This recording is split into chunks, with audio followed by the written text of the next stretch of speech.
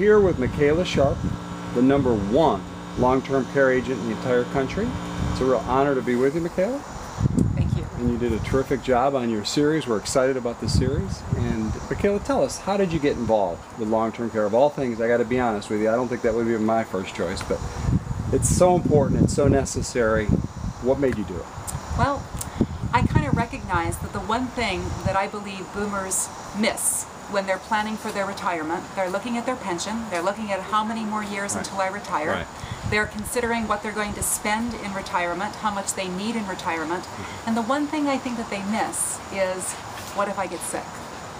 Long-term care expenses are so high that to be able to afford long-term care is going to play havoc on any retirement plan. So the thing that I think that I add value to is I help retirees, baby boomers, look at it and just cover that one piece that often does get missed. Right. And how many people do you think you've reached out and touched over the last 10 years? I think that's an interesting thought. Oh, I'll bet you 2,000? 2,000. Thousands. Wow. Absolutely. Absolutely. And you picked a company that is probably the #1 company in the country in long-term care, I'd say, right? I think I did. However, I represent a host of companies because sometimes the underwriting for companies is a little bit different. My job is to put my potential client with the company that's going to give them the best policy benefits for the price.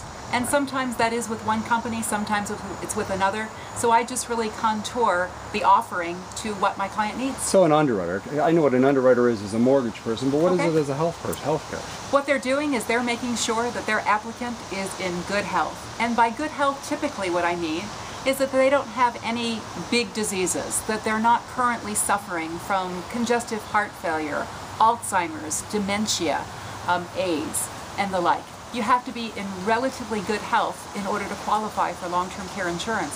Otherwise, you'd be seen too high of a risk for the insurance company. And that's why we always encourage, look at this when you're young and you're healthy, because it's really your health that buys this insurance, not the money. Good point. Is it expensive? Is it an expensive policy? Well, you know, it's all relative. Right. I will tell you, I'll share with you, people do think it's pricey.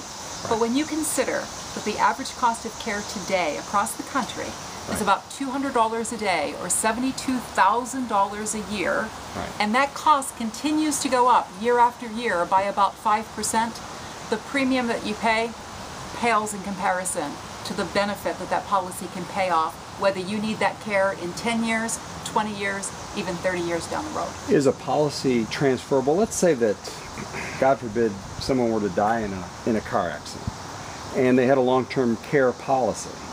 What would happen to that policy? Is it just null and void, or can you transfer it to someone else if they meet the requirements? Well, that really depends, and that's why it's very important to speak with a specialist, a professional about long-term care insurance. You don't want to do it online because you may buy a policy that isn't going to be as flexible as what you've just mentioned. If you were going to buy a policy with your spouse, what I would recommend that you do, most likely, not knowing too much, but I would most likely recommend you looking at a shared policy. What that means, if that were to happen to you, and you never got the benefit from your policy, your wife would not only be able to use her policy, but she'd be able to use yours as well, in case her long-term care needs extended beyond what her policy would provide. Right. Is that it?